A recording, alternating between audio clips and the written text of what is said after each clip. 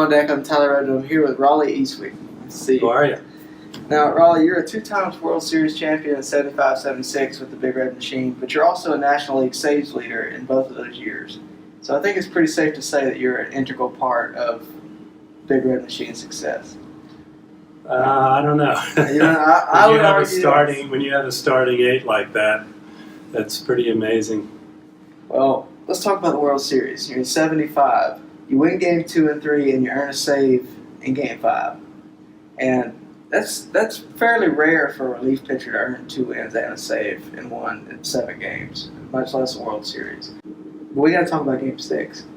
And we're going to talk about Game 6 because we won Game 7. You give up this 3-run home run to Bernie Carbo. Mm-hmm. And just talk me through that outing. Just kind of tell me the story of what's going on. Well, they had a couple guys on. I came into the game, and I think we ended up 2 outs. Bernie comes up. But Bernie was a great hitter. He used to be with the Reds. He was part of that interesting 70 series against Baltimore. He was an outfielder there with the Reds, but he was a good hitter. And I almost had him struck out. But he got a hold of a fastball there. I was trying to keep it away from him, but my ball moved a lot. It came back in a bit out over the plate, and he was a good hitter. He just hit it, and I was a type of pitcher. I was a challenge pitcher. I'd say, here it is, hit it. And he did. But I think it's possible that McEnany was supposed to be in at that point. I don't know if he was ready or not, but Will had a great year that year. And, of course, Bernie was a left-handed hitter. It's possible that Will could have been in there, but Sparky left me in. But, it's something that just happened. It was meant to be. The series was such a great series. 5 out of the 7 games decided by 1 run. So, went to the 7th game.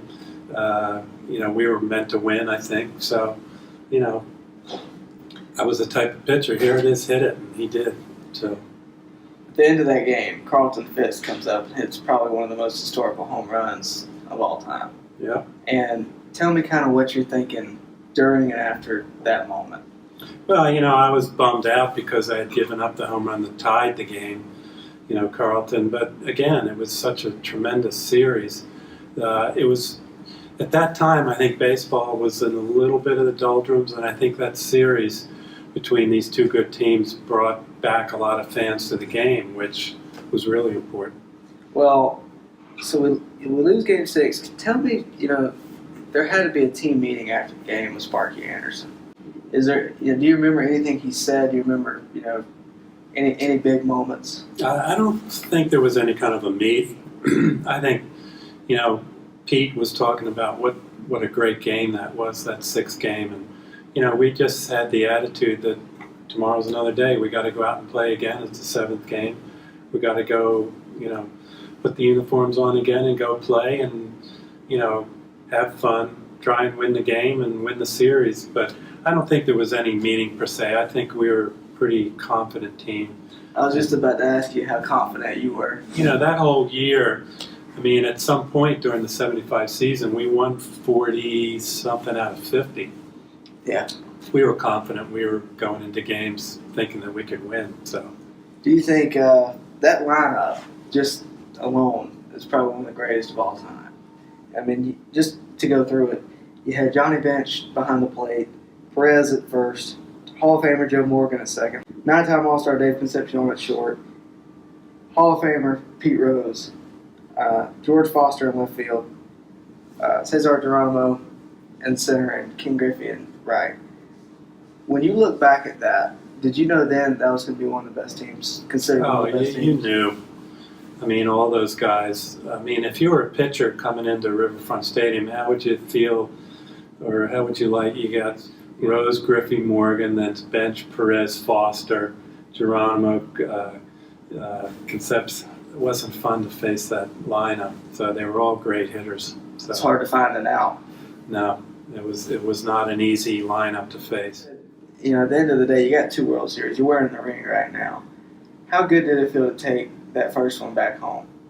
Well, it was a great feeling. That's something that, most of those guys and anybody that likes baseball and plays baseball, or anybody that gets to the major league level, that's what you work for. Basically your whole life. Ever since I was in Little League, I wanted to play in the major leagues, so it was a dream come true, and it was great to be on such a great team. It was a privilege to be on that team, so I was just blessed. Well, you had a teammate back in the day, Daryl Cheney, and right now we're at the United Way Daryl Cheney Celebrity Golf Tournament. And what does it mean to you to be able to join him and be able to fundraise for such a good charity? Well, it's a great thing, and I always enjoyed being with Daryl. He was a good player, a lot of fun to be around, and this is a really great endeavor to be involved in. And this is my first one this year. I'm glad he touched base with me to be able to play in this charity. And I've done some other charities.